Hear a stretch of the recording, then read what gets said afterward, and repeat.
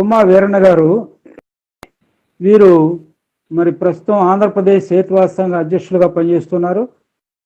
భారత హేతువాద సంఘ అధ్యక్షులుగా కూడా ఉన్నారు.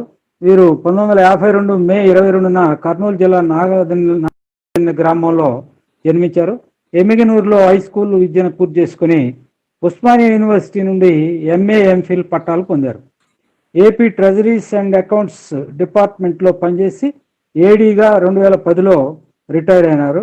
1974 నుండి కమ్యూనిస్టు నాస్తికోద్యమాల్లో పనిచేసి 1980 నుండి రావిపూడి వెంకటాద్రి గారి ప్రోత్సాహంతో వారి యొక్క ఇన్స్పిరేషన్ తోటి హేతువాద మానవవాద ఉద్యమాల్లో కొనసాగుతున్నారు. భారత హేతువాద సంఘ ఉపాధ్యక్షులుగా ఉన్నారు. 1910 నుండి ఆంధ్రప్రదేశ్ హేతువాద సంఘ అధ్యక్షులుగా కొనసాగుతున్నారు. వీరు హేతువాదం, భావ విప్లవం, హేతువాదం, మార్క్సిజం, నవ్యమానవవాదం, నవ్యమానవవాదం, తర్వాత స్వేచ్ఛ, హేతువాదం, స్వరూప స్వభావాలు, భారతీయ సంస్కృతి తత్వం,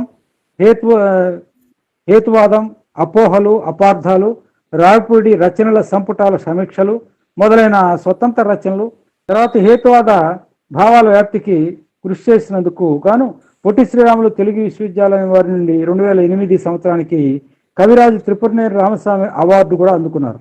రావిపూడి వెంకటాద్రి గారి రచనలు హేతువాద మానవవాదాలు అనే అంశం మీద పరిశోధన చేసి పొట్టి శ్రీరాములు తెలుగు విశ్వవిద్యాలయం నుండి 2016లో PhD పొందారు. గూగుల్ మీట్ లో ఈ హేతువాద మానవవాదాలకు సంబంధించినటువంటి ఆన్లైన్ సమావేశానికి హాజరైనటువంటి మిత్రులందరికీ ధన్యవాదాలు.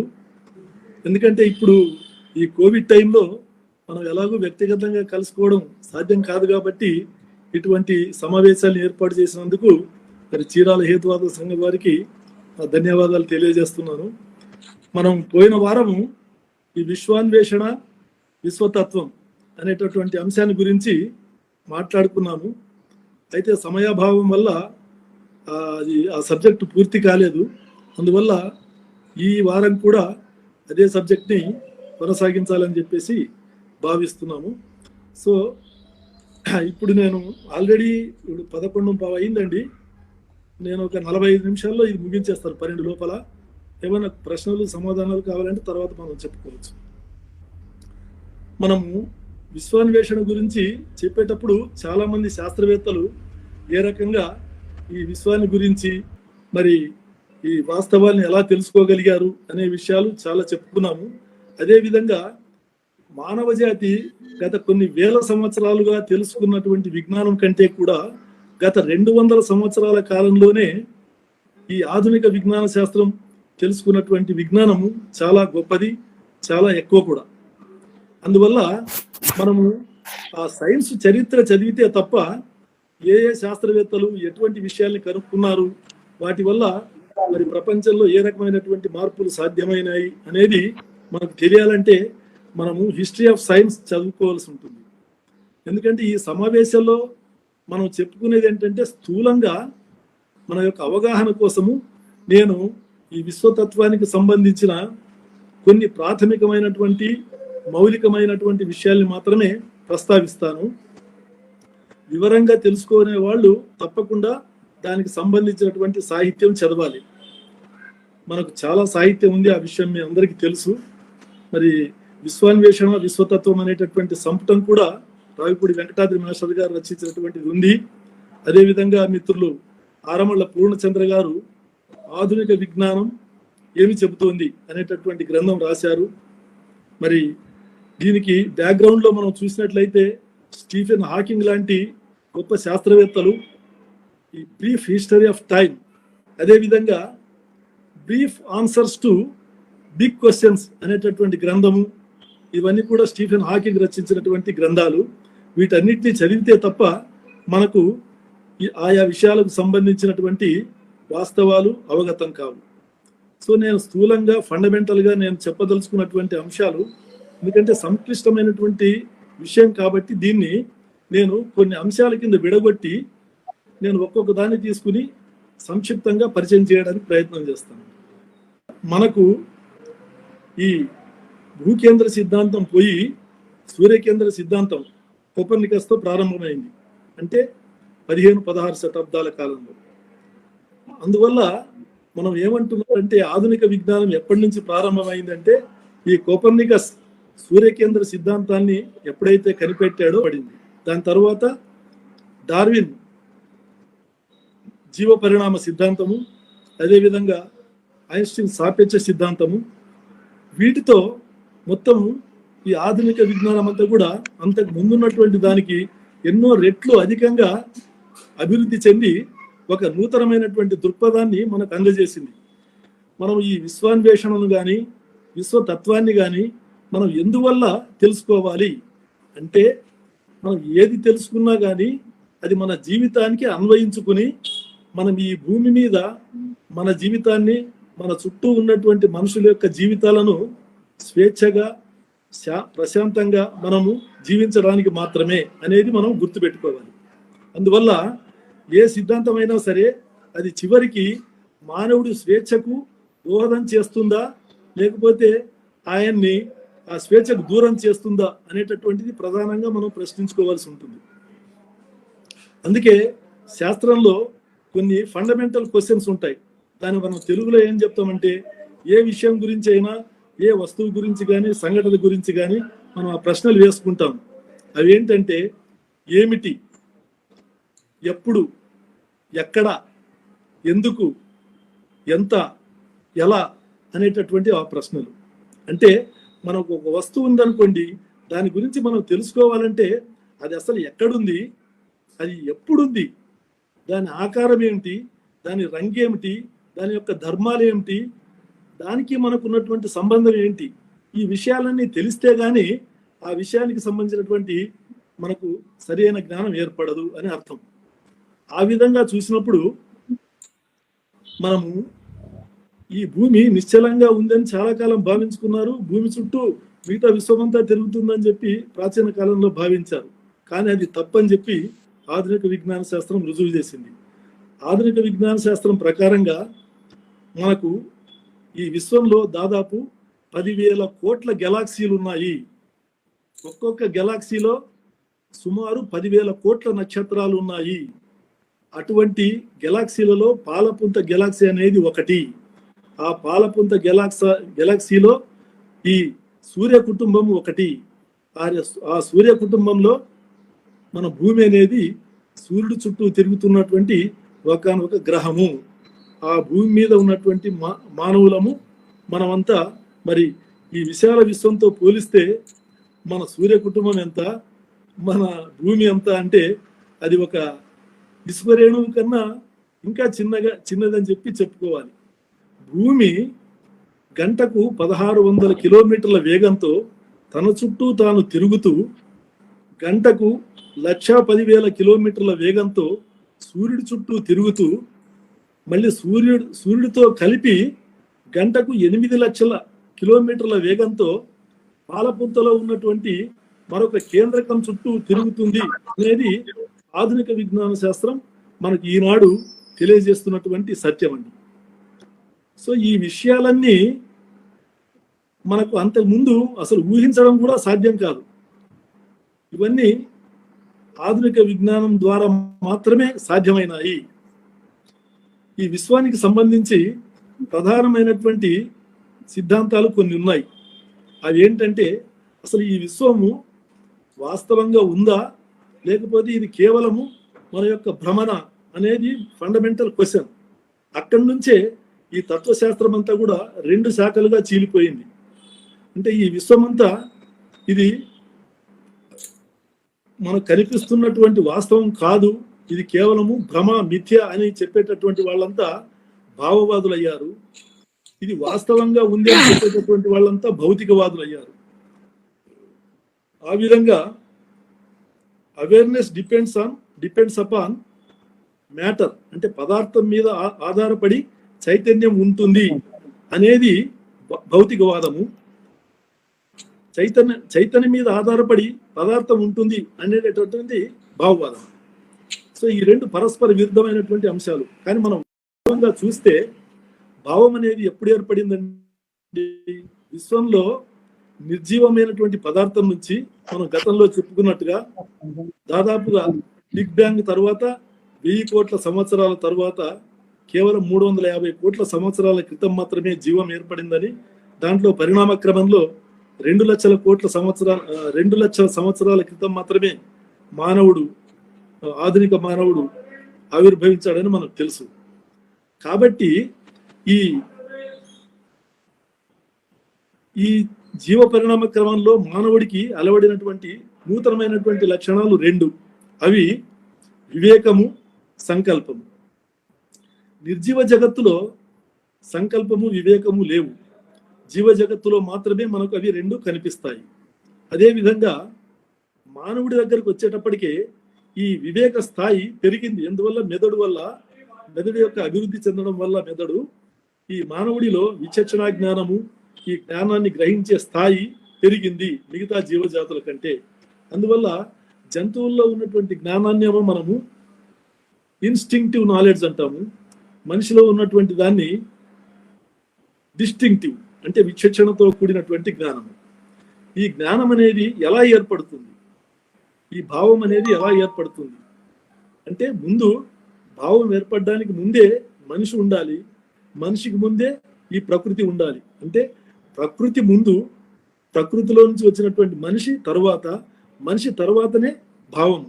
అంటే నిర్జీవము, జీవము, తర్వాత భావము. ఈ జ్ఞానమంతా భావ రూపంలో ఉంటుంది. కాబట్టి ఈ జ్ఞానం ఏర్పడాలంటే ఏమేమి ఉండాలి? ముందు ఆ జ్ఞానాన్ని ఇచ్చేటటువంటి వస్తువులు ఉండాలి, ఆ జ్ఞానాన్ని గ్రహించేటటువంటి మనిషి ఉండాలి. ఈ రెండిటి మధ్య సమానమైనటువంటి ఒక ధర్మం ఉండాలి. అప్పుడు మాత్రమే జ్ఞానం ఏర్పడుతుంది. సో తత్వశాస్త్రంలో ఫండమెంటల్ క్వశ్చన్ ఏంటంటే, అసలు మనుషులకు జ్ఞానము ఎలా ఏర్పడుతుంది? దీన్ని ఎపిస్టమాలజీ అంటారు, అంటే జ్ఞాన సిద్ధాంతం. మనకు ఒక వస్తువు ఉంది, ఆ వస్తువు నుంచి దాని మీద పడినటువంటి వెలుతురు, అంటే కాంతి కిరణాలు ప్రతిఫలించి మన కంటికి చేరడం ద్వారా మన కంటిలో ఉన్నటువంటి నరాలు మన మెదడుకి ఆ సమాచారాన్ని అందిస్తాయి. ఆ విధంగా అందించినప్పుడు, ఓహో ఫలానా చోట ఫలానా వస్తువు ఉంది అనే విషయము మన మెదడు అది విశ్లేషించి మనకు తెలియజేస్తుంది. ఆ విధంగా ఆ వస్తువు అక్కడ ఉందనేటటువంటి విషయము మనకు అర్థమవుతుంది. అంటే దానికి సంబంధించిన జ్ఞానం ఏర్పడుతుంది. ఈ విధంగా మనం ప్రతిదీ కూడా మన జ్ఞానేంద్రియాల ద్వారా మాత్రమే ఈ జ్ఞానం అనేది ఏర్పడుతుంది. ఎలాగంటే మనం శబ్దం అనేది మన చెవులు అనేటటువంటి జ్ఞానేంద్రియాల ద్వారా, అదేవిధంగా వాసన ముక్కు ద్వారా, మరి రుచి అనేది నాలుక ద్వారా, ఈ స్పర్శ అనేది చర్మం ద్వారా మనకు లభిస్తుంది. వీటన్నిటిని విశ్లేషించి చెప్పేది మనసు. కాబట్టి ఈ జ్ఞానమంతా కూడా భౌతిక వస్తువులకు సంబంధించిందే తప్ప భౌతికేతరమైనటువంటిది కాదు. అంటే జ్ఞానము భౌతికపరమైనటువంటి జ్ఞానము, అంటే దీని వస్తు జ్ఞానము అంటారు. అవస్తు జ్ఞానం అనేది లేదు. జ్ఞానమంతా భౌతికమే, అభౌతిక జ్ఞానం అనేటటువంటిది లేదు. ఇది అంతా కూడా భౌతికం. కాబట్టి మన వాళ్ళు చెప్తున్నటువంటి, ఈ భావవాదులు చెప్తున్నటువంటి జ్ఞానం అంటే మిథ్యా జ్ఞానం. అసలు జగత్తే మిథ్య అయినప్పుడు దానికి సంబంధించిన జ్ఞానం ఎలా ఉంటుందండి? కాబట్టి ఏది కూడా వస్తువులు లేకుండా జ్ఞానం అనేది సంభవం కాదు. ఇది ఫండమెంటల్ పాయింట్. ఇక్కడి నుంచి ఈ జ్ఞానం ఏర్పడిన తర్వాత ఈ జ్ఞానాన్ని ఆధారం చేసుకుని మనకు ఈ ప్రత్యక్షము, పరోక్షము, అంటే ప్రత్యక్షంగా ఏర్పడేటటువంటి జ్ఞానం ప్రత్యక్ష జ్ఞానము. ఈ ప్రత్యక్షంగా కాకుండా ఒకదాన్ని చూసి ఇన్ఫరెన్స్, అంటే వేరొక దాన్ని పరోక్షంగా ఉన్నటువంటి దాన్ని తెలుసుకోవడం అనేది పరోక్ష జ్ఞానం. ఈ 2 రకాలైనటువంటి జ్ఞానం. ఇంకా ప్రాచీన కాలంలో శబ్ద ప్రమాణం అని చెప్పారు. అంటే ఒక ప్రధానమైన వ్యక్తి కానీ, గురువు గారు కానీ, లేకపోతే ఒక గ్రంథంలో ఉందని కానీ దాన్ని నమ్మితే అది శబ్ద ప్రమాణం కింద లెక్కేశారు. కానీ ఇప్పుడు మనము శబ్ద ప్రమాణాన్ని తీసుకోవాల్సిన అవసరం లేదు. ఏది కావాలన్నా మనము ప్రత్యక్షంగా, పరోక్షంగా ఈ 2 ప్రమాణాల ద్వారా గ్రహించవచ్చు. ఒకవేళ శబ్ద ప్రమాణం నుంచి మనకు ఈరోజు ఆధునిక విజ్ఞాన శాస్త్రం చెప్పేది మనం చెప్తున్నాం కదా, ఇది ఎలాగా అంటే దాన్ని నిరూపించడానికి అవసరమైనటువంటి ప్రయోగాలు, దానికి సాధన సంపత్తి అంతా ఉంది. ఎవరైనా వెరిఫై చేసుకోవాలంటే చేసుకోవచ్చు. ఆ విధమైనటువంటి దాన్నే మనకు ఆధునిక విజ్ఞాన శాస్త్రం అందజేస్తుంది. కాబట్టి మనం ప్రధానంగా గుర్తుపెట్టుకోవాల్సింది ఈ జ్ఞానం అనేది ఎలా ఏర్పడుతుంది అనేది. దాని తర్వాత ఈ జ్ఞానం ఏర్పడేటటువంటి క్రమంలో మనకు 2 రకాలైనటువంటి అంశాలు ఉన్నాయండి. ఒకటి ఈ కార్యకారణ సిద్ధాంతం అంటారు.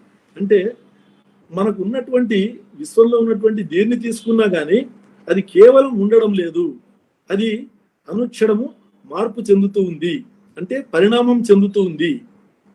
ఈ పరిణామం చెందే క్రమంలో మరి అంతకు ముందున్నటువంటి లక్షణాలు వెళ్ళిపోయి కొత్త లక్షణాలు వస్తున్నాయి.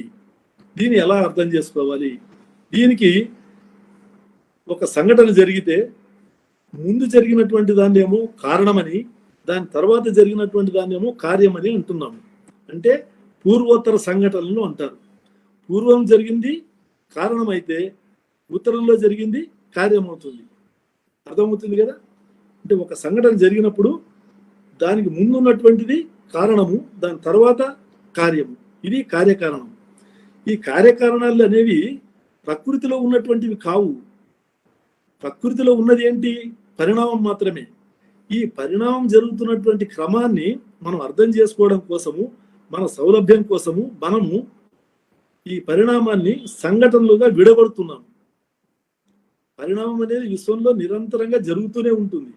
అయితే ఆ జరుగుతున్నటువంటి పరిణామాన్ని అర్థం చేసుకోవడానికి కోసము మనం మొత్తం పరిణామాన్ని ఒకేసారి అర్థం చేసుకోలేం కాబట్టి వాటిని సంఘటనల కింద విడగొట్టి దాన్ని అర్థం చేసుకుంటాం. ఒక్కొక్క సంఘటన తీసుకుని అర్థం చేసుకుంటాం. ఆ విధంగా ఒక్కొక్క సంఘటన తీసుకుని అర్థం చేసుకున్నప్పుడు ఒక ఉదాహరణకు అందరికి చెప్పే ఉదాహరణనే నీరుంది. నీటిని వేడి చేస్తే ఆవిరవుతుంది. సో ఆవిరికి కారణం ఏంటి? నీరు. ఎందుకంటే నీరు ముందు ఉంది కాబట్టి. నీటి తర్వాత ఆవిరి వచ్చింది. ఆవిరి కార్యము. అదేవిధంగా ఆవిరిని చల్లబరిస్తే మళ్ళీ నీరు అవుతుంది. అప్పుడు నీటికి కారణము ఆవిరి, కార్యము నీరు. నీటిని మనం ఇంకా చల్లబరిస్తే గడ్డ కడుతుంది, మంచుగడ్డ అవుతుంది. అప్పుడు మంచుకి కారణము నీరు అవుతుంది, మంచుగడ్డ అనేది కార్యం అవుతుంది. సో ఈ విధంగా ముందు ఉన్నటువంటి దాన్ని ఏమో కారణమని, తర్వాత ఉన్నటువంటి దాన్ని కార్యమని మనం అర్థం చేసుకుంటున్నాము. ఈ కార్యకారణ సంబంధాన్ని అర్థం చేసుకునే క్రమంలో మనకు ఇంకా కొన్ని విషయాలు వస్తున్నాయి. అంటే ఏది ప్రధానమైనటువంటిది, దేనివల్ల ఈ జరుగుతుంది అంటే మనకు ఆధునిక విజ్ఞాన శాస్త్రం ఏం చెప్తుందంటే అంతర్గత కారణం అనేది ప్రధానము. ఒక వస్తువు మరొక వస్తువుగా మారడానికి అంతర్గత కారణము ప్రధానము. అంటే ఇప్పుడు ఉదాహరణకు ఒక గాజు గ్లాస్ ఉంది. ఆ గాజు గ్లాస్ని మనం వదిలిపెడితే కింద పడుతుంది, రాయి మీద పడితే పగిలిపోతుంది. ఇది కార్యం. అంటే గాజు గ్లాసు పగిలిపోయింది. ఈ పగిలిపోయినటువంటి గాజు గ్లాస్కి ఏది కారణము? మనం కేవలం వదిలిపెట్టడం కారణమా, లేకపోతే మరేది కారణము అంటే ఇవన్నీ మనం వదిలిపెట్టడం, ఇవన్నీ సహాయ కారణాలు మాత్రమే. అసలు పగిలిపోవడం అనేది గాజు యొక్క నిర్మాణంలో అంతర్గతంగా ఉన్నటువంటి లక్షణం. గాజు పెళుసుగా ఉంటుంది కాబట్టి దాని యొక్క లక్షణము పెళుసుదనం కాబట్టి పెళుసుగా ఉన్నటువంటిది పగిలిపోతుంది. దాని యొక్క అంతర్గత లక్షణం. అంటే ఏ వస్తువు అయినా సరే దాని యొక్క అంతర్గత లక్షణం ద్వారానే అది ప్రవర్తిస్తుంది.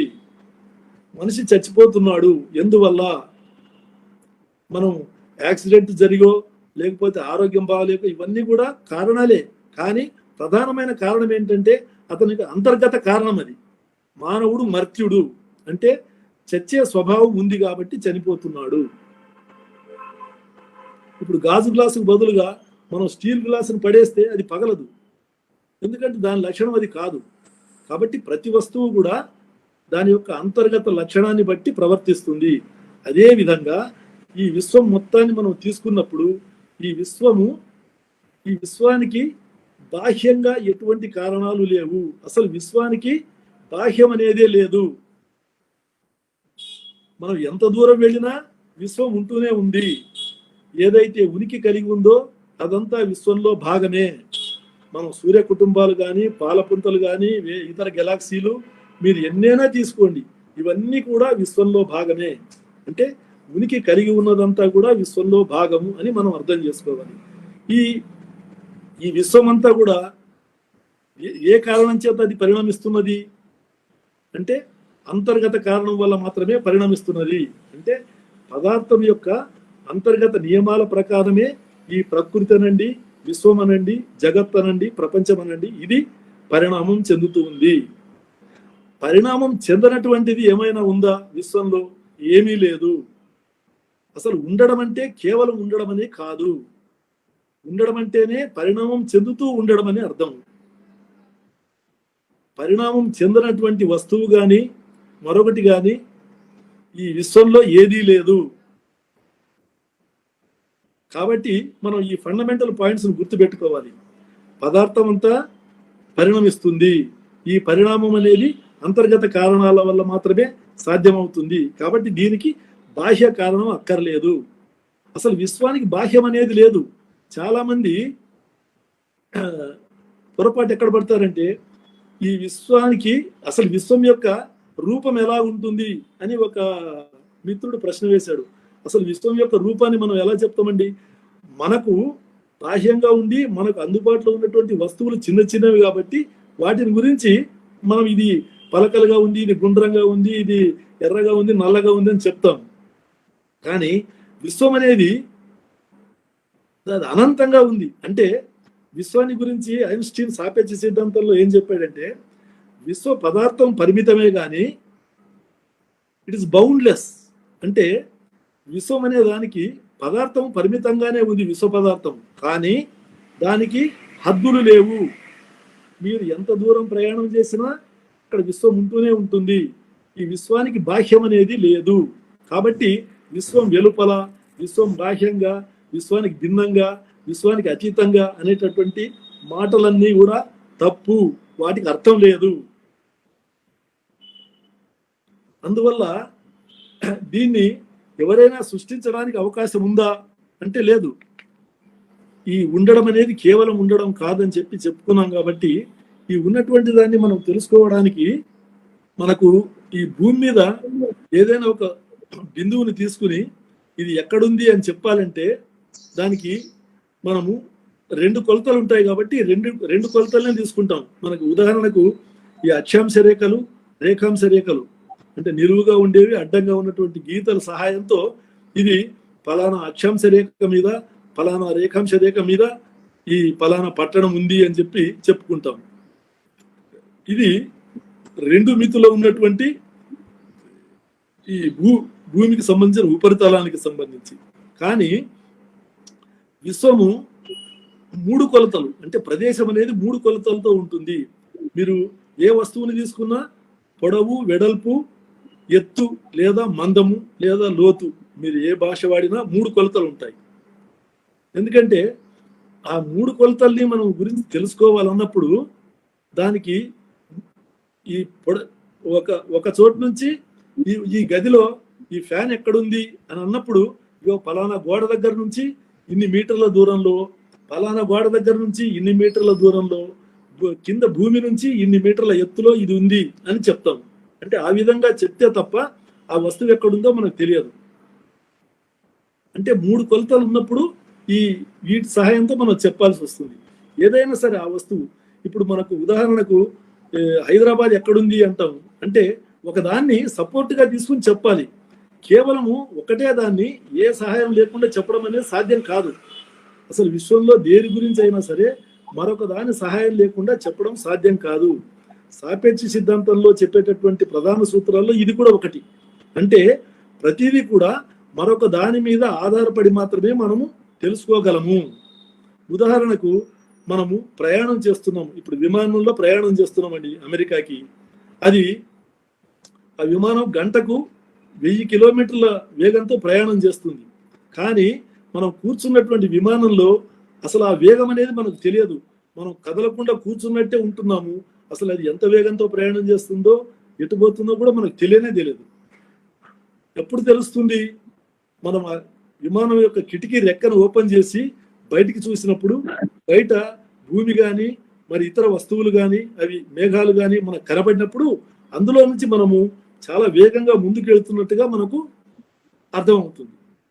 అంటే మనము ఏదో ఒక దాన్ని ఆధారం చేసుకుంటే తప్ప ఈ చలనం అనేది అర్థం కాదు. అందువల్ల చలనం అర్థం కావాలంటే ఇంకొక దాన్ని ఆధారం చేసుకోవాలి. అదేవిధంగా ఏ వస్తువుని తీసుకున్నా అంతే. ఈ వేగము కాలం వీటికి సంబంధించి సాపేక్ష సిద్ధాంతంలో చాలా వివరంగా మన ఐన్స్టీన్ చెప్పినటువంటి సాపేక్ష సిద్ధాంతంలో చాలా వివరాలు ఉన్నాయి. అదేవిధంగా ఆయన చెప్పినటువంటి మరొక సూత్రం ఏంటంటే, కేవలము ఈ ప్రదేశంలో ఫలానా వస్తువు ఎక్కడ ఉంది అంటే సరిపోదు, దానికి 4వ కొలత కూడా కావాలని చెప్పాడు. ఆ 4వ కొలత ఏంటంటే కాలం. ఒక సంఘటన జరిగింది అంటే ఆ సంఘటన ఎక్కడ జరిగింది అనడానికి మనం ఇవన్నీ చెప్తాము. ఇగో పలానా చోటు నుంచి పలానా ఇంత దూరంలో, పలానా చోటు నుంచి పలానా ఇంత దూరంలో, సముద్ర మట్టానికి ఇంత ఎత్తులో, పలానా హైదరాబాద్కి ఇంత దూరంలో, పలానా చోటికి ఇంత దూరంలో అని చెప్తాం, వివరిస్తాం. కానీ అది సరిపోదు. కాలం అంటే అది ఎప్పుడు జరిగింది అనేటటువంటిది కూడా ఉన్నప్పుడు మాత్రమే దానికి సంబంధించినటువంటి సమగ్రమైన జ్ఞానం మనకు కలుగుతుంది. అందువల్ల అంత మూడు మితుల ప్రదేశానికి, మూడు కొలతల ప్రదేశానికి 4వ కొలత కాలము. ఈ కాలాన్ని మనం తీసుకున్నప్పుడే అది చతుర్మితులు అవుతాయి, అంటే 4 కొలతలు అవుతాయి. ఈ పొడవు, వెడల్పు, ఎత్తు ప్లస్ కాలము, ఈ 4 కొలతలు ఉన్నప్పుడు మాత్రమే మనకు ఆ సంఘటన గురించినటువంటి జ్ఞానం కలుగుతుంది అనేటటువంటిది ఆయన చెప్పినటువంటి ఇది. అంటే ఆయన ఏమన్నాడంటే, విశ్వం అంటే స్పేస్ టైం కంటిన్యూవం, అంటే పదార్థ కాలాల కొనసాగింపే విశ్వం. విశ్వం అంటే ఈ 3 కొలతల విశ్వము, 4వ కొలత అంటే పరిణామం, అది కాలం. ఈ కాలంతో కలిపి అది కొనసాగుతూ ఉంటుంది, ఇదే విశ్వం అని చెప్పి అన్నారు. దాన్ని మనం అర్థం చేసుకోవాలంటే మనకున్నటువంటి ఈ విశ్వం అంతా కూడా పదార్థమయమే, పదార్థం తప్ప ఇందులో ఏదీ లేదు. ఆ పదార్థము ఎన్ని రూపాలైనా ఉండొచ్చు, అది ఘన రూపంలో ఉండొచ్చు, ద్రవ రూపంలో ఉండొచ్చు, వాయు రూపంలో ఉండొచ్చు, ఎన్ని రకాలుగా అయినా ఉండొచ్చు. అది కంటిన్యూస్ గా అంటే పరిణామం చెందుతూ ఉంది. కాబట్టి ఆ పరిణామాన్ని అర్థం చేసుకునేటటువంటి భావాన్నే కాలము అని చెప్పి మనం చెప్పుకుంటున్నాము. పరిణామం లేకపోతే కాలం అనేటటువంటి భావానికి అర్థం కాదు. మనకు ఈ పరిణామాన్ని అర్థం చేసుకోవడం కోసమే కాలము. న్యూటన్ ఉన్నటువంటి కాలంలో మన వాళ్ళు ఏమనుకున్నారంటే, పదార్థంతో సంబంధం లేకుండా ప్రదేశం అనేది ఉంటుంది, పదార్థంతో సంబంధం లేకుండానే కాలం అనేది ఉంటుంది అని చెప్పి ఒక అబ్జల్యూట్ స్పేస్ అండ్ అబ్జల్యూట్ టైంని వాళ్ళు ఊహించారు. అంటే ఈ విశ్వ పదార్థంతో సంబంధం లేకుండానే ఖాళీ ప్రదేశం అంటే శూన్యము ఉంది. ఆ శూన్యంలో ఈ నక్షత్రాలు, గోళాలు, ఈ సూర్యుడు, చంద్రుడు, ఇతర గ్రహాలు ఇవన్నీ కూడా అందులో తిరుగుతున్నాయి అని చెప్పి ఆయన ఊహించాడు. అందరూ కూడా అది నిజం అనుకున్నారు. అదేవిధంగా కాలం అనేది కూడా అసలు ఈ పదార్థంతో కానీ విశ్వంతో కానీ సంబంధం లేకుండా అనంతకాలం, అది ఎప్పటి నుంచో ఉంది కాలము. ఆ కాలంలో ఒకానొక దశలో మాత్రమే మనం ఇవన్నీ కూడా మనం చూడగలుగుతున్నాము అనేటటువంటి భావం.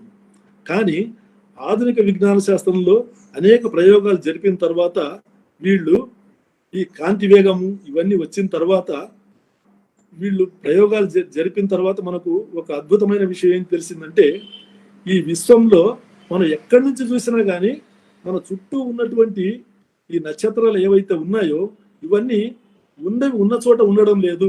అవన్నీ కూడా విపరీతమైనటువంటి వేగాలతో మనకు దూరంగా జరిగిపోతున్నాయి.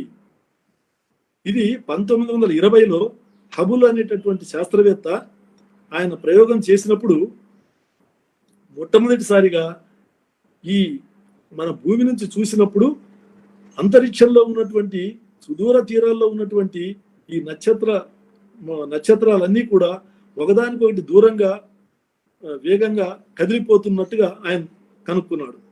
అంటే కేవలం మనం ఉన్నటువంటి ఈ పాలపుంతనే కాకుండా ఈ పాలపుంతకు బయట ఉన్నటువంటి ఇతర గెలాక్సీలు, ఆ గెలాక్సీలో ఉన్నటువంటి నక్షత్రాలు, వీటన్నిటిని ఆయన చూసినప్పుడు ఒకదానికొకటి దూరంగా విపరీతమైనటువంటి వేగాలతో కదిలిపోతున్నాయి. అందుకే స్టీఫెన్ హాకింగ్ అంటాడు, 20వ శతాబ్దంలో మానవుడు కనిపెట్టినటువంటి ఒక మహోన్నతమైనటువంటి సత్యం ఏంటంటే, ఈ విశ్వం అనేది విస్తరిస్తున్నది. అంతకుముందు ఈ విశ్వం విస్తరిస్తుందనే విషయం ఎవరికి తెలియదండి. 1905లో సాపేక్ష సిద్ధాంతాన్ని ఐన్స్టీన్ ప్రతిపాదించినప్పుడు కూడా అతడు నిశ్చల విశ్వం అంటే యథాతథంగా ఉంటుంది విశ్వం అనేటటువంటి దాన్ని ఆయన అనుకుని ఆ విధంగా అతను ప్రతిపాదించేశాడు. కానీ 1922లో ఫ్రైడ్ మ్యాన్ అనేటటువంటి అమెరికన్ శాస్త్రవేత్త ఆ ఐన్స్టీన్ చెప్పినటువంటి ఆ విషయానికి సంబంధించినటువంటి గణితాల్లో తప్పులు ఉన్నాయని చెప్పి ఆయన కనిపెట్టి ఆ తప్పులను సరిచేసి దాని ప్రకారంగా ఈ విశ్వం అనేది నిశ్చలంగా ఉండడానికి వీల్లేదు, ఇది ఖచ్చితంగా విస్తరిస్తున్నటువంటి విశ్వమే తప్ప నిశ్చలంగా ఉండే విశ్వం కాదు అనేటటువంటి భావాన్ని అతను వ్యక్తపరిచాడు. దానికి ఆధారాలు చూపించాడు, ఆ లెక్కలను సరిచేశాడు. అది ఐన్స్టీన్ చూసి అదంతా పరిశీలించి అతను చెప్పింది కరెక్టే, నేను నా జీవితంలో చేసినటువంటి మొట్టమొదటి పెద్ద బ్లండరు ఈ నిశ్చల విశ్వాన్ని అంటే యథాతథమైనటువంటి విశ్వాన్ని ప్రతిపాదించడమే అని చెప్పి ఆయన తన తప్పును సరిదిద్దుకుని అంగీకరించాడు.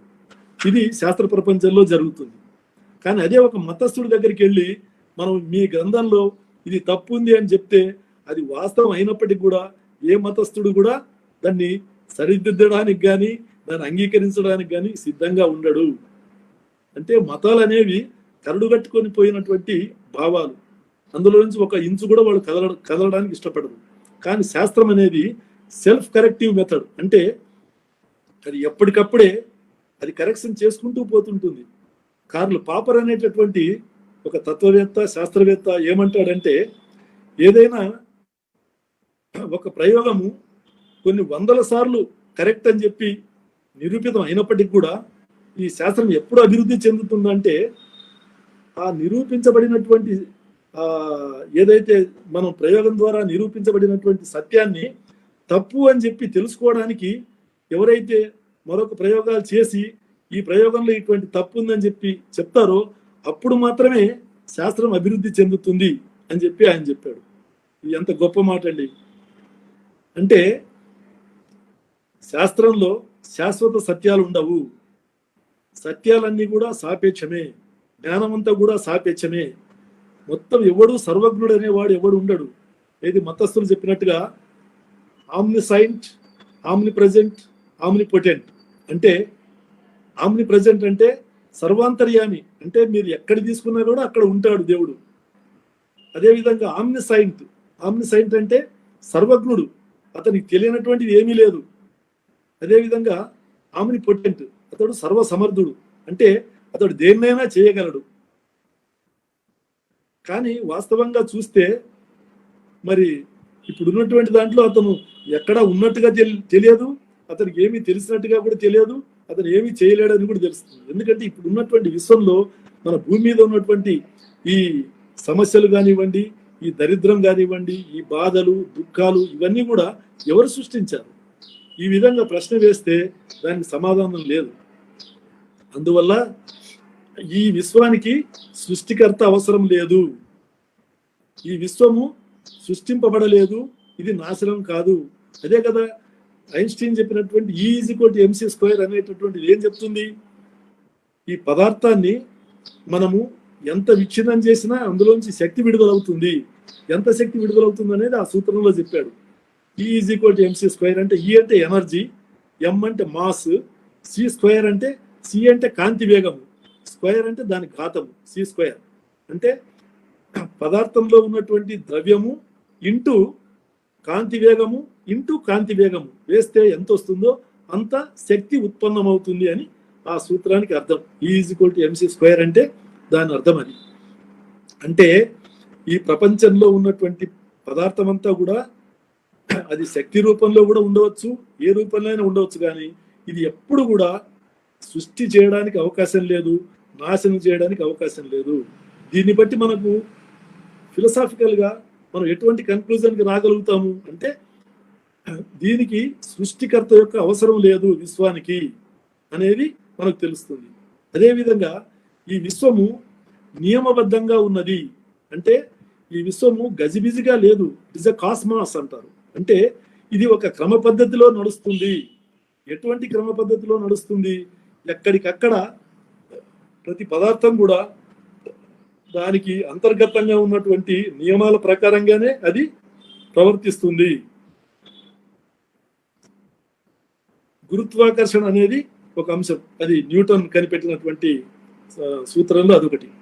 గురుత్వాకర్షణ ఇప్పుడు మనకు భూమి మీద ఒక వస్తువు ఇది 60 కేజీల బరువు ఉంది అంటే ఈ బరువు అనేది ఏంటి, ఎలాగొచ్చింది? కేవలం గురుత్వాకర్షణ శక్తి వల్లనే ఈ బరువు అనేటటువంటి భావాన్ని మనం అర్థం చేసుకోవాలి. గురుత్వాకర్షణ శక్తి లేకపోతే బరువు అనేది లేదు. ఇప్పుడు భూమి మీద 60 కేజీల బరువు ఉన్నటువంటి మనిషి చంద్రమండలం మీదకి వెళితే 10 కేజీలు మాత్రమే ఉంటాడు. ఎందుకంటే చంద్రుడు భూమి యొక్క పరిమాణంలో 6వ వంతు మాత్రమే ఉంటాడు. కాబట్టి ఇక్కడ 60 ఉంటే అక్కడ 10, 60 డివైడెడ్ బై 6 = 10.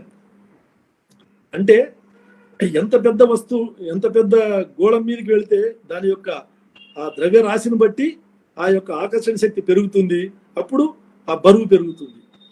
భూమి మీద కాకుండా మనం గురుగ్రహం మీదకో, ఈ భూమి కంటే ఇంకా 2-3 రెట్లు అదనంగా ఉన్నటువంటి గ్రహాల మీదకో వెళితే అక్కడ మన బరువు ఇంకా ఎక్కువ ఉంటుంది. 60 నుంచి 120 కావచ్చు, 120 నుంచి 180 కూడా కావచ్చు. అంటే బరువు అనేది ఈ గురుత్వాకర్షణ శక్తిని బట్టి ఏర్పడుతుంది. ఈ గురుత్వాకర్షణ శక్తి వల్లనే మరి సుదూర తీరాల్లో ఉన్నటువంటి ఈ గ్రహాలన్నీ సూర్యుడి చుట్టూ ఎలా తిరగలుగుతున్నాయి అంటే ఈ గురుత్వాకర్షణ శక్తి వల్లనే ఈ అన్ని గ్రహాలు కానీ ఉపగ్రహాలు కానీ ఒకదాని చుట్టూ ఒకటి తిరుగుతూ మరొక దాని చుట్టూ తిరగలుగుతున్నాయి అనేది ఆయన చెప్పినటువంటి సిద్ధాంతం. సో ఈ రకంగా ఈ విశ్వంలో ఉన్నటువంటి మొత్తం శక్తులు ఏమేమి ఉన్నాయి అంటే గురుత్వాకర్షణ శక్తి, తర్వాత విద్యుత్ అయస్కాంత శక్తి, ఎలక్ట్రోమాగ్నెటిక్ ఫోర్స్ అంటారు. అదేవిధంగా week nuclear force and strong nuclear force. విశ్వంలో ఉన్నటువంటి ఈ 4 శక్తులు అని చెప్పుకున్నాం కదండి. గురుత్వాకర్షణ శక్తి, అదేవిధంగా electromagnetic force, week nuclear force and strong nuclear force. ఈ 4 శక్తుల్ని ఏకీకృతం చేయాలనేటటువంటిదే ఇప్పుడు ఆధునిక విజ్ఞాన శాస్త్రం ముందున్నటువంటి ఒక ప్రధానమైనటువంటి ఒక లక్ష్యం. వీటిలో ఆల్రెడీ ఈ విద్యుత్ అయస్కాంత శక్తిని వాళ్ళు ఏకీకృతం చేశారు. అదేవిధంగా మన పాకిస్తాన్లో ఉన్నటువంటి అబ్దుల్ సలాము, తర్వాత ఇంకొక అతను వెయిన్ అనుకుంటాను, వాళ్ళిద్దరు కలిసి ఈ న్యూక్లియర్ శక్తిని ప్లస్ ఈ ఎలక్ట్రోమాగ్నెటిక్ ఫోర్స్ని కూడా రెండింటిని కూడా కలిపారు. సో ఇంకా మిగిలింది ఏంటంటే గురుత్వాకర్షణ శక్తి. ఈ గురుత్వాకర్షణ శక్తిని కూడా వీటితో కలిపితే అప్పుడు మనకు విశ్వం ఇంకా బాగా అర్థమవుతుంది అనేటటువంటిది వాళ్ళు చెప్తున్నటువంటి విషయము. మరి ఐన్స్టీన్ కూడా ఈ విషయంలో చాలా జీవితాంతము వీటన్నిటిని కలపాలని చెప్పి ప్రయత్నం చేశాడు. దాన్నే గ్రాండ్ యూనిఫైడ్ థియరీ అంటారు, GUT, గ్రాండ్ యూనిఫైడ్ థియరీ. అంటే ఈ విధంగా ప్రకృతిలో ఉన్నటువంటి ఈ విశ్వంలో ఉన్నటువంటి శక్తులు ఏవైతే ఉన్నాయి వాటిని ఎలా అర్థం చేసుకోవాలి, వాటి యొక్క స్వభావం ఏంటి అనేటటువంటిది పరిశోధనలు జరుగుతూనే ఉన్నాయి. ఈ విధంగా ఈ సాపేక్ష సిద్ధాంతం చెప్పినటువంటి అంశాలు ఒకటైతే, తర్వాత 1926లో హైజెన్బర్గ్ అనేటటువంటి శాస్త్రవేత్త ఒక నూతనమైన సిద్ధాంతాన్ని ఆయన ప్రతిపాదించాడు. దాని పేరే అన్సర్టెనిటీ ప్రిన్సిపల్ అంటారు. Theory of uncertainty, principle of uncertainty అంటే అనిశ్చిత సూత్రం. స్థూల విశ్వంలో ఉన్నటువంటి విషయాల గురించి మాట్లాడుకున్నాము. ఇప్పుడు సూక్ష్మ విశ్వంలోకి రావాలి. సూక్ష్మ విశ్వం అంటే మనం ప్రాచీన కాలంలోనేమో ఈ పంచభూతాల గురించి చెప్పుకున్నాం. అంటే మొత్తం అంతా కూడా ఈ భూమి, ఆకాశము, నీరు, నిప్పు, గాలి, ఈ 5 భూతాలతోనే ఈ ప్రకృతి అంతా ఉంది అని చెప్పి. కానీ అది తప్పు అని చెప్పి తేలింది. తర్వాత కొంతమంది చతుర్భూతాలు అంటే చార్వాకులు లాంటి వాళ్ళు చతుర్భూతాలు ప్రతిపాదించారు. చివరికి ఆధునిక విజ్ఞాన శాస్త్రం ఏం చెప్పిందంటే ఏవైతే ఫండమెంటల్ గా ఉన్నటువంటి ఆ ద్రవ్యాల్ని మొత్తం 92 మూలకాలు ఉన్నాయి. ఈ 92 మూలకాలు ఒకదానితో ఒకటి కలవడం వల్లనే భిన్న నిష్పత్తుల్లో కలవడం వల్ల భిన్న పదార్థాలు, భిన్న వస్తువులు ఏర్పడుతున్నాయి, వాటి లక్షణాలు మారిపోతున్నాయి అనేటటువంటి విషయాన్ని తెలియజేసింది. అయితే ఈ అణువులు అనేవి అసలు విచ్ఛిన్నం కావని చెప్పి అనుకున్నారు కొంతకాలం. అయితే అణువులు కూడా విచ్ఛిన్నం అవుతాయి అని చెప్పి తెలిసింది. అప్పుడు పరమాణువులు, ఈ పరమాణువులే ఇంకా పర్మనెంట్, పరమాణువులు అత్యంత సూక్ష్మమైనటువంటివి, ఇంకా వాటిని మించి ఇంకేమీ లేదు అనేటటువంటిది అనుకున్నారు. కానీ పరమాణువులు కూడా అంతర్గతమైనటువంటి నిర్మాణాన్ని కలిగి ఉన్నాయి అనే విషయం తెలిసింది. అవి ఏ విధంగా ఉన్నాయి? మన సూర్యుడి చుట్టూ ఈ గ్రహాలు ఏ విధంగా అయితే తిరుగుతున్నాయో అదే విధంగా పరమాణువు లోపల ఉన్నటువంటి న్యూక్లియస్ మధ్యలో ఉన్నటువంటి ఆ న్యూక్లియస్ చుట్టూ ఎలక్ట్రాన్లు, ఈ మిగతా అనేకం ఉన్నాయి, ఇంకా మీజాన్స్ ఇవన్నీ తిరుగుతున్నాయని చెప్పేసి తెలిసింది. సో అయితే ఏది అంతిమమైనటువంటి ఈ విశ్వ నిర్మాణానికి మూలమైనటువంటి చిట్ట చివరి మూలకం ఏది అంటే ఇప్పటికి తెలిసిన దాన్ని బట్టి క్వార్క్స్ అంటున్నారు. 1969లో గెల్మాన్ అనేటటువంటి శాస్త్రవేత్త ఈ క్వార్క్స్ అనేటటువంటివి అత్యంత సూక్ష్మమైనటువంటి కణాలని చెప్పి ఆయన కనిపెట్టాడు. సో ఈ క్వార్కుల గురించి, వాటి యొక్క నిర్మాణం గురించి, వాటి యొక్క లక్షణాల గురించి అధ్యయనం చేస్తుంది ఆధునిక విజ్ఞాన శాస్త్రం.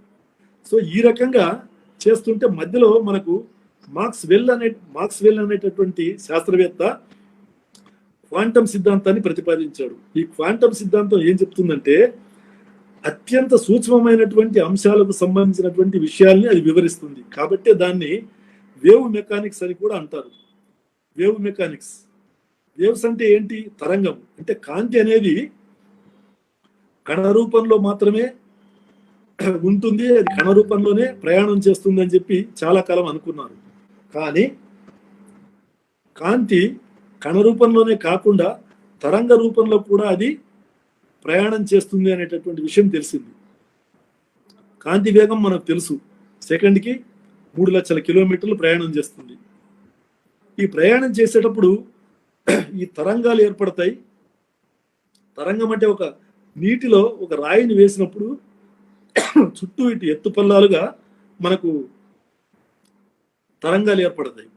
ఒక తరంగానికి రెండో తరంగానికి మధ్య ఉన్నటువంటి దూరాన్ని మనం ఏమంటారు? తరంగ దైర్ఘ్యం అంటారు.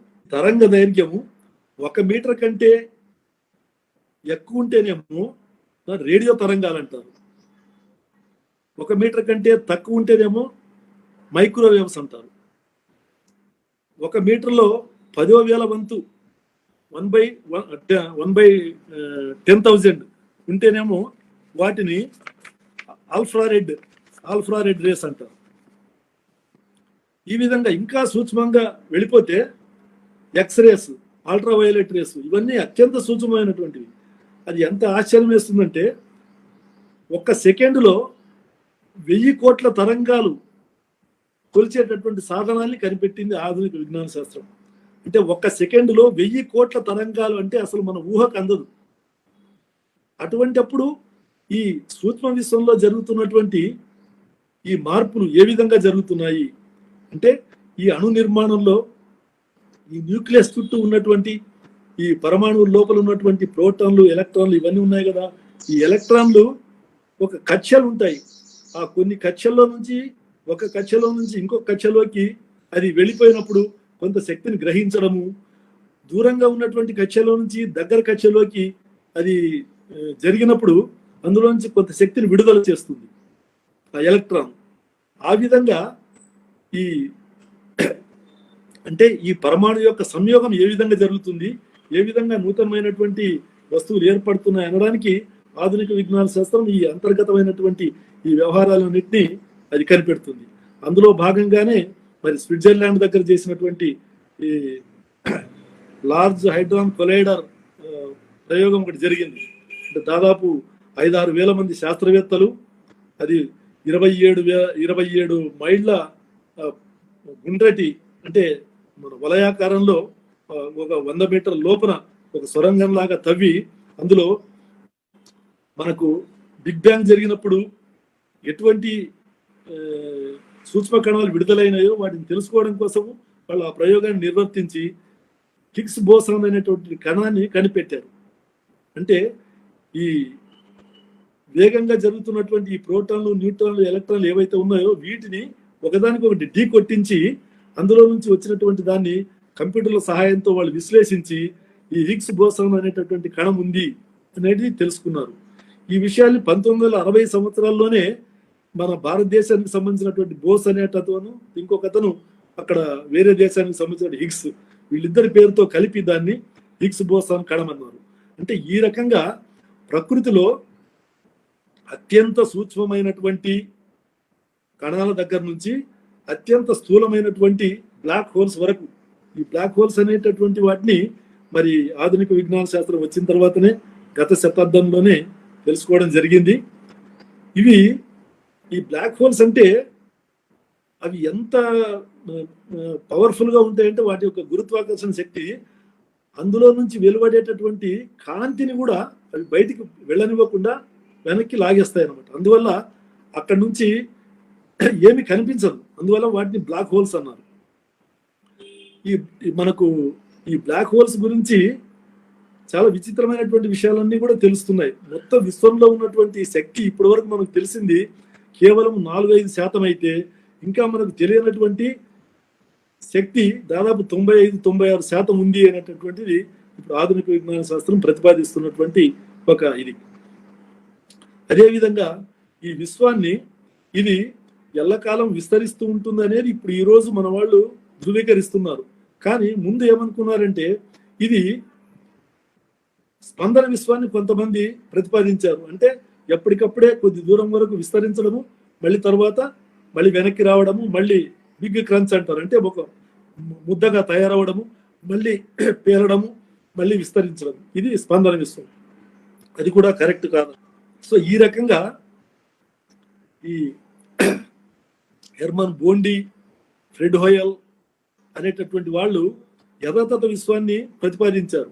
అంటే విశ్వము ఎప్పుడు ఇలాగే ఉంటుంది, ఇలాగే కనిపిస్తుంది. దానికి వాళ్ళు చూపించిన కారణం ఏంటంటే ఒక సంవత్సర కాలంలో 1 కిలోమీటరు ఘన పరిమాణంలో ఒక హైడ్రోజన్ యాటమ్ అనేది నూతనంగా సృష్టి జరిగితే ఈ విశ్వం యథాతథంగా కొనసాగడానికి అవకాశం ఉంటుందని. కానీ మిగతా శాస్త్రవేత్తలు దీన్ని అంగీకరించలేదు. ఎందువల్ల? అసలు సృష్టి జరగడం అనేది అసంభవం. ఉన్నది మారాల్సిందే తప్ప నూతనంగా పదార్థం అనేది సృష్టింపబడడానికి అవకాశం లేదు. కాబట్టి అది కరెక్ట్ కాదని చెప్పి ఈరోజు మనకు తెలిసినటువంటిది ఏంటంటే ఇవన్నీ కూడా విపరీతమైనటువంటి వేగాలతో దూరంగా వెళ్ళిపోతున్నాయంటే ఇవన్నీ ఒకప్పుడు ఒకే చోటు నుంచి బయలుదేరినాయి. కాబట్టే ఆ లెక్కలు వేసి 1370-1380 కోట్ల సంవత్సరాల క్రితం బిగ్ బ్యాంగ్ జరిగింది అనేటటువంటి విషయాన్ని వాళ్ళు ధృవీకరించారు. ఈరోజు దాదాపు ప్రపంచవ్యాప్తంగా ఉన్నటువంటి ఆధునిక విజ్ఞాన శాస్త్రవేత్తలందరూ కూడా, భౌతిక శాస్త్రవేత్తలందరూ కూడా ఈ బిగ్ బ్యాంగ్ థియరీని ఆమోదిస్తున్నారు. ఈ ఎల్లప్పుడూ విస్తరిస్తుంది ఈ విశ్వం అనేటటువంటి దాన్ని కూడా అందరూ ఆమోదిస్తున్నారు. అయితే ఇంకా తెలుసుకోవాల్సినవి చాలా ఉన్నాయి. ఇవన్నీ ఇంతకు అసలు విషయం ఏంటంటే ఈ విశ్వాన్ని, విశ్వతత్వాన్ని, ఈ జ్ఞానాన్ని మనం తెలుసుకోవడం వల్ల ఏంటి ప్రయోజనము, అది అక్కడికి రావాలి. అంటే మనకు ఏ మేరకు జ్ఞానం ఏర్పడితే ఆ మేరకు మనం ఆయా వస్తువులకు సంబంధించినటువంటి సత్యం మనకు అర్థమవుతుంది. ఏ మేరకు మనకు ఆ సత్యం అర్థమైతే ఆ మేరకు మన స్వేచ్ఛ యొక్క పరిధులు విస్తరిస్తాయి. అంటే మనకు స్వేచ్ఛ పెరుగుతుంది. ఉదాహరణకు నీటి మీద మనము మామూలు సాధారణమైనటువంటి మనం రోడ్డు మీద నడిచినట్టుగా నడుచుకుంటూ వెళ్ళడం సంభవం కాదు. అప్పుడు ఏం చేస్తున్నాము? నీటి యొక్క సాంద్రత కంటే తక్కువ సాంద్రత ఉన్నటువంటి వస్తువులన్నీ నీటి మీద తేలుతాయని చెప్పి మనకు జ్ఞానం ఉంది. కాబట్టి ఆ జ్ఞానాన్ని ఆధారం చేసుకుని మనము చెక్క అనేది నీటి మీద తేలుతుంది, దాన్ని ఆధారం చేసుకుని మనం పడవలు తయారు చేసుకుని దాని మీద ప్రయాణం చేయగలుగుతున్నాము. దానివల్ల మనకు స్వేచ్ఛ ఎక్కడ పెరిగింది అంటే మనం మామూలుగా నీటి మీద నడవలేని పరిస్థితి నుంచి నీటి మీద ప్రయాణం చేసే పరిస్థితిని మనము కల్పించుకున్నాము. ఎట్లా సాధ్యమైంది? ఈ జ్ఞానం ద్వారా. అంటే ఈ జ్ఞానం ద్వారా, ఈ సత్యం ద్వారా మనం పరికరాలను తయారు చేసుకోవడం ద్వారా మనము అంతకు ముందు లేనటువంటి ఒక నూతనమైనటువంటి పరికరాన్ని సహాయంతో మనము నీటి మీద ప్రయాణం చేయగలుగుతున్నాము. అదేవిధంగా ఆకాశంలో కూడా మనం డైరెక్ట్గా ప్రయాణం చేయలేము, ఎగురుకుంటూ వెళ్ళలేము.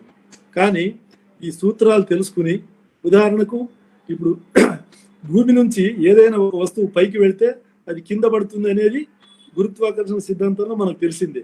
కానీ అలా కింద పడకుండా మనం ర్యాకెట్లను పైకి పంపించగలుగుతున్నాము. ఎలా సాధ్యమైంది అంటే భూమి నుంచి ఏదైనా వస్తువు సెకండ్కి 11 కిలోమీటర్ల వేగంతో పైకి ప్రయాణం చేయగలిగితే అది ఎస్కేప్ వెలాసిటీ అంటారు. అంటే అప్పుడు ఆ వేగాన్ని ఈ గురుత్వాకర్షణ వెనక్కి లాగదనమాట. ఈ భూమికి ఉన్నటువంటి గురుత్వాకర్షణ శక్తిని అధిగమించి ఆ వస్తువు కానీ లేకపోతే మనం ప్రయోగించే ర్యాకెట్ కానీ అది సరాసరి అంతరిక్షంలోకి వెళ్ళిపోతుంది. సో ఇటువంటి సూత్రాల ఆధారంగా మనం ఈనాడు అనేకమైనటువంటి ఉపగ్రహాలని మరి అంతరిక్షంలోకి పంపించగలుగుతున్నాము. అదేవిధంగా చంద్రుడి మీదకి ఇతర గ్రహాల మీద కూడా ఈరోజు పంపించగలుగుతున్నాము. మరి ఇది ఎలా సాధ్యమైంది అంటే కేవలము ప్రకృతిలో ఉన్నటువంటి నియమాలను అర్థం చేసుకోవడం ద్వారా మాత్రమే సాధ్యమైంది. ప్రకృతిలో అసంఖ్యాకమైనటువంటి నియమాలు ఉన్నాయి అంటే అర్థం ఏంటి? ఏది కూడా నియమానికి విరుద్ధంగా జరగడానికి అవకాశం లేదు అంటే అసంభవము. అంటే దాని ఫిలసాఫికల్ కాన్సిక్వెన్సెస్ ఏంటి, తాత్విక పర్యవసానం ఏంటి అంటే ఎక్కడ కూడా ఎటువంటి మహిమలు కానీ మహత్యాలు కానీ జరగడానికి అవకాశం లేదు, అసంభవము. మహిమలు అనేవి అసంభవము అని మనం అర్థం చేసుకోవాలి. కానీ అన్ని మతాల్లో మీరు తీసుకుంటే ఏ మతాన్ని తీసుకున్నా కానీ ఖచ్చితంగా అందరూ కూడా ఈ మహిమల్ని నమ్మేటటువంటి వాళ్ళే, విశ్వసించేటటువంటి వాళ్ళే. ఈ స్వర్గాలు నరకాలు, ఈ ప్రత్యక్షం కావడము, అంతర్ధానం అయిపోవడము, వరాలు, మరి శాపాలు, ఇటువంటివన్నీ వందల వేల లక్షల సంఖ్యలో ఉన్నాయి మూఢ విశ్వాసాలు. ఇవన్నీ కూడా విజ్ఞానం ముందు నిలవవు, ఇవన్నీ కేవలం విశ్వాసాలు. అందువల్ల మనకు ఈ జ్ఞానం ఏర్పడితే, ఈ విశ్వానికి విశ్వతత్వానికి సంబంధించిన జ్ఞానం ఏర్పడితే దానివల్ల మనం ఆ సూత్రాల్ని ఆ జ్ఞానాన్ని మన యొక్క జీవితానికి అన్వయించుకున్నప్పుడు మన జీవితం ఎలా ఉండాలి, ఒక జీవిత దృక్పథం ఎలా ఉండాలి అన్నప్పుడు ఇది మానవవాద దృక్పథానికి దారి తీసేదే అసలైనటువంటి తత్వము. అందువల్ల ఈ విశ్వతత్వం కానీ మరి ఈ జ్ఞానం కానీ ఇదంతా మొత్తము తెలుసుకోవడం వల్ల మనకి ఏం ప్రయోజనం కలుగుతుందంటే మన భూమి మీద ఉన్నటువంటి మన జీవితాన్ని, ఒక జీవన శైలిని మనం రూపొందించుకోవడానికి ఇది అవకాశాన్ని కల్పిస్తుంది. సో అటువంటి అవకాశం కల్పించినప్పుడు మనము దాని ఆధారంగా మనము స్వేచ్ఛను, తర్వాత నైతిక విలువల్ని మనం రూపొందించుకుంటాము. ఈ నియమాల్ని తెలుసుకోవడానికి ఏమో హేతుత్వము, అదేవిధంగా దేవుడు లేడని తెలుసుకోవడానికి ఏమో నాస్తికత్వం ఉపయోగపడింది. అదేవిధంగా ఈ సరైనటువంటి జీవన విధానాన్ని ఏర్పాటు చేసుకోవడానికి ఈ మానవవాదము. అంటే హేతువాదం యొక్క లక్ష్యమే మానవవాదం. హేతువాదం అనేది ఒక ఆలోచన విధానం అని, ఇది మానవవాదం అనేది ఒక జీవన విధానం. కాబట్టి ఈ సరి అయినటువంటి జీవన విధానము ఎలా ఉండాలి అంటే అది మానవవాదం చెప్తుంది. ఈ మానవవాదం ఏం చెప్తుంది? ఆధునిక విజ్ఞాన శాస్త్రం అందించేటటువంటి ఈ జ్ఞానం మీద, సత్యం మీద ఆధారపడి ఉన్నటువంటి జీవన తత్వమే ఈ రాడికల్ హ్యూమనిజం అని మనం పేర్కొంటున్నాం. ఎంఎన్ రాయ్ ప్రతిపాదించినటువంటి ఈ రాడికల్ హ్యూమనిజం అనండి, మరొకటి అనండి. చివరికి వచ్చేటప్పటికి నేను 2 మాటల్లో ముగించేస్తాను. ఎందుకంటే ఈ విశ్వతత్వం అనేది మనం అర్థం చేసుకోవడం ద్వారా మనకు భూమి మీద ఉన్నటువంటి మానవ జీవితం, అంటే ఈ సమాజంలో మనం ఏ రకంగా ఇతరులతో ప్రవర్తించాలి, మన జీవిత విధానం ఎలా ఉండాలి, మనం ఒక్కటే కాదు మనతో పాటు ఉన్నటువంటి వాళ్ళందరూ కూడా సామరస్యపూర్వకంగా సహకారపూర్వకమైనటువంటి సంబంధాలతో మనమంతా కలిసి ఎలా జీవించాలి అనేటటువంటి జ్ఞానం కూడా మనకు ఏర్పడుతుంది. అదేవిధంగా సామాజికంగా, రాజకీయంగా, ఆర్థికంగా మనకు ఈ ఆధునిక విజ్ఞాన శాస్త్రం అందించేటటువంటి ఆ విజ్ఞానం ఆధారంగా మనం మిగతా రంగాల్లో ఉన్నటువంటి అంశాలను కూడా మనం పరిశీలించి మనకు ఏది అవసరము దాన్ని మనం స్వీకరించి దాని ప్రకారంగా మన జీవితాన్ని మనం కొనసాగించాలి అనేది మనం మానవవాదం చెప్తున్నటువంటిది. ఇది ఫైనల్ అని చెప్పం. ఏదైనా అనుభవంలో ఒకవేళ తప్పులు అని తెలిస్తే దాన్ని సరిదిద్దుకోవడానికి ఎల్లప్పుడూ మానవవాదం సిద్ధంగా ఉంటుంది. మానవవాదం అనేది ప్రాచీన కాలం నుంచి ఇప్పటి వరకు అనేక మంది తత్వవేత్తలు ప్రతిపాదించినటువంటి సిద్ధాంతాలన్నింటిలో కూడా సరైన వాటిని గ్రహించి సరిగ్గా లేనటువంటి వాటిని తిరస్కరించి ఒక నూతనమైనటువంటి మానవుడి యొక్క స్వేచ్ఛకు, మానవుడి యొక్క శ్రేయస్సుకి భంగం కలిగించని విధంగా ఈ సామాజిక అంశాలు ఉండాలి. స్వేచ్ఛ, సమానత్వం, సౌభ్రాతృత్వం అనేటటువంటి అంశాల ఆధారంగానే మనము ఒక విశ్వమానవ సమాజాన్ని నిర్మించుకోవాలని చెప్పి భావిస్తూ దానికి భావ విప్లవం జరగాలి ముందు. అటువంటి భావ విప్లవానికి ఇటువంటి జ్ఞానం అవసరం. అందువల్ల మనం దాన్ని దృష్టిలో పెట్టుకుని మనం మన ఉద్యమాన్ని, మన భావాల్ని ముందుకు తీసుకెళ్ళగలమని చెప్పి ఆశిస్తూ నాకు ఈ అవకాశం ఇచ్చినటువంటి మిత్రులందరికీ ధన్యవాదాలు తెలియజేస్తూ సెలవు. Thank you. Hi, this is Srinivasachari. You are watching my YouTube channel, The Humanist Way.